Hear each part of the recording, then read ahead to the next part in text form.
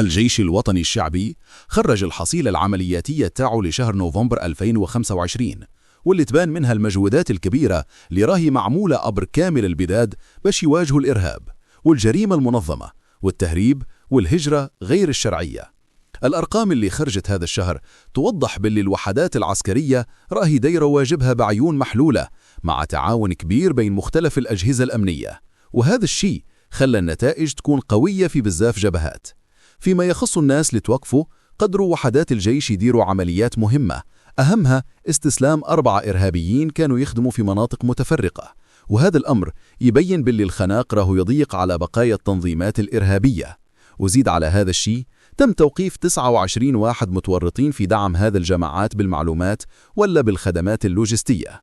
ومن جهة أخرى تم توقيف 1737 شخص في قضايا مختلفة تخص الجريمة المنظمة، خاصة التهريب والمتاجرة غير القانونية بالذهب، وهي نشاطات منتشرة بزاف خصوصا في المناطق الجنوبية الحدودية.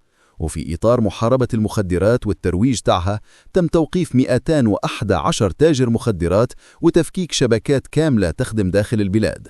أما في موضوع الهجرة غير الشرعية، قدرت الوحدات توقف 1637 مهاجر غير شرعي من جنسيات مختلفة، وزادت أحبطت محاولات بزاف للهجرة عبر الحدود البرية والبحرية. بالنسبة للأسلحة المحجوزة، الحصيلة بينت باللي ضبط 13 قطعة سلاح في عمليات مكافحة الإرهاب، وزيد عليهم 46 قطعة سلاح نارية القوها عند مجموعات تخدم في أنشطة غير قانونية، وهذا دليل باللي السلاح ما زال ينتشر في بعض المناطق الحدودية. وفيما يخص الوسائل المتحركة، قدروا وحدات الجيش يحجزوا 104 مركبات من أنواع مختلفة كانت تستعمل في التهريب ونقل المهاجرين غير الشرعيين والبضائع الممنوعة، وهو دليل على وجود شبكات قوية تستعمل وسائل نقل حديثة ومتنوعة.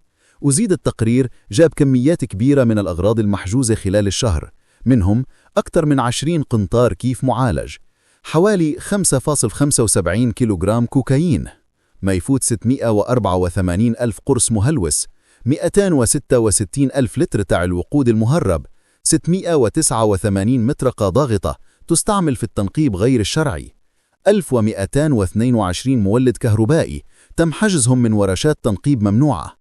هذا الحصيلة تبين باللي الجيش الوطني الشعبي راهو مواصل مهامه الدستورية، سواء في حماية الحدود ولا في مواجهة الإرهاب والجريمة المنظمة، ومعاهم الحفاظ على الأمن والاستقرار داخل البلاد. وزيد تأكد فعالية الاستراتيجية الأمنية لتعتمد على تكثيف الدوريات وتقوية نقاط المراقبة واستعمال وسائل حديثة للتعقب والرصد. وتبقى النتائج دليل واضح باللي التهديدات الأمنية ما زالوا موجودين، وهذا كامل يفرض مواصلة الجهود بنفس القوة باش تبقى الجزائر وحدودها محمية من كل الأخطار اللي يحيطوا بيها.